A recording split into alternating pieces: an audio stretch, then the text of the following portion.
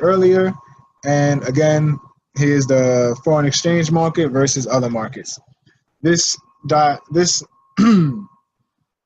picture here is pretty much showing you how much money is actually traded on each one of these exchanges daily. The New York Stock Exchange, $28 billion is traded daily. Equities market, $191 billion. Futures market, $437.4 billion a day. The foreign exchange market, $5.3 trillion. $5.3 trillion. $5.3 trillion. Akosa, you have anything you'd like to add to that? The only thing that I will say is that globalizing yourself, getting a passport, traveling, it needs to all be, it doesn't need to be like something that, you know, makes you different from everybody else. It should be standard. Right. And it shouldn't be, you know, something that makes you, that sets you apart from somebody. I think everyone should like reinforce that to their family members, to their children, you know, get a passport, travel, globalize your money.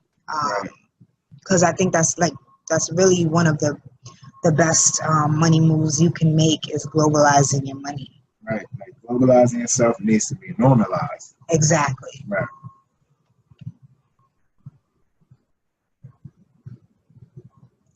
Okay.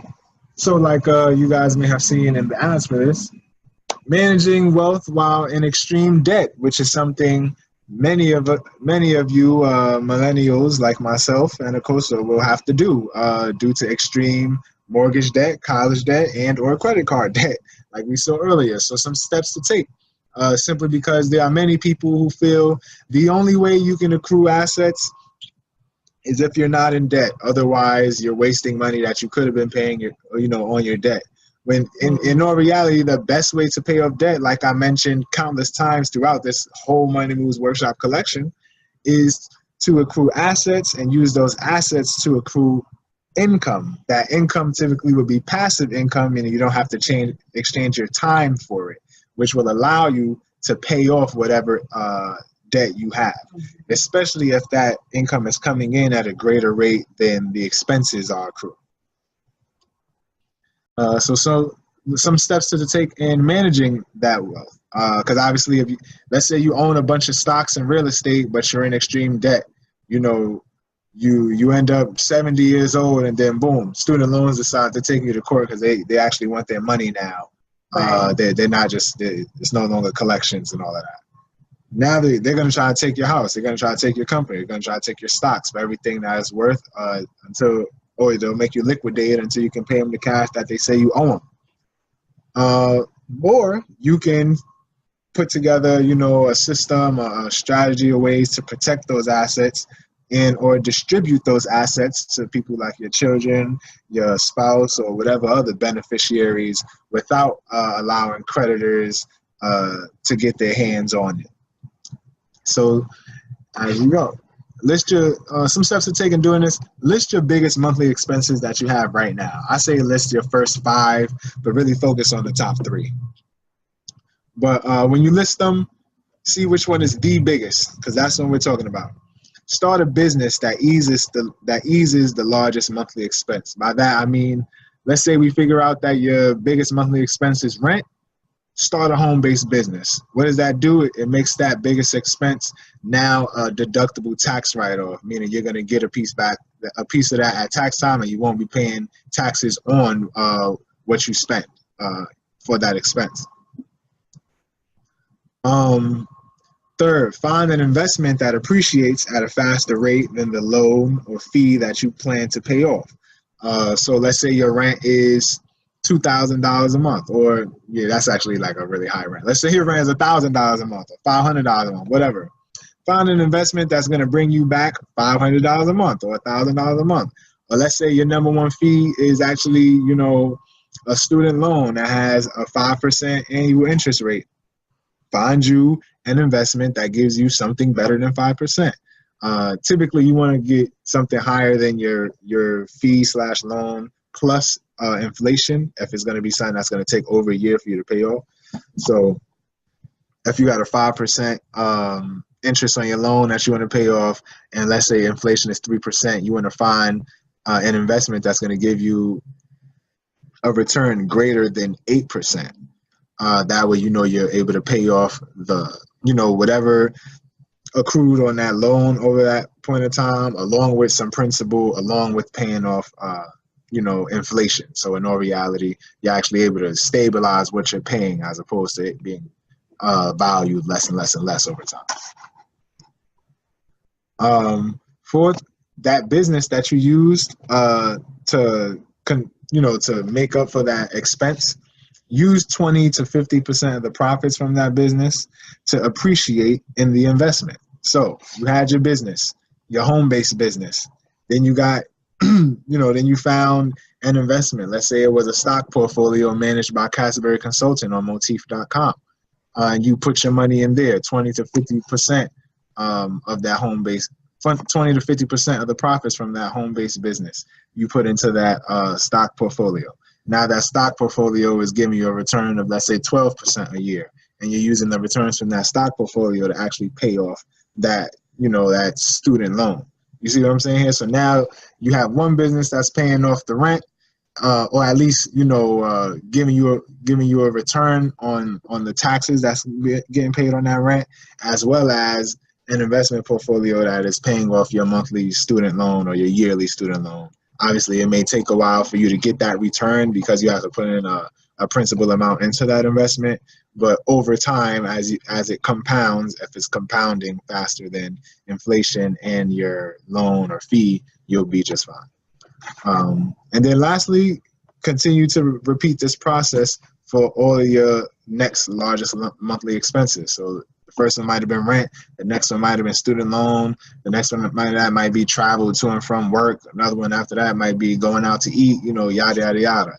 Until at some point you have multiple streams of income coming in, and they are literally made to pay off all of your expenses.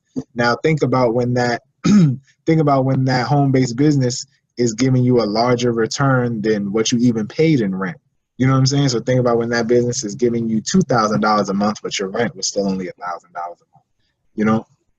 So at that point, that extra money you could use to, you can use extra bits of that money to put more into that investment portfolio. You can take extra of that money to pay off that loan or that fee faster. You can take it to start a new business, to start getting rid of another reoccurring expense, So these are the things you need to do to start tackling your biggest expenses, because you're not going to be able to knock off 10 at the same time with one master plan. There's going to be one long plan that's going to start one by one. As you knock off the first one, it allows you to knock off the second one.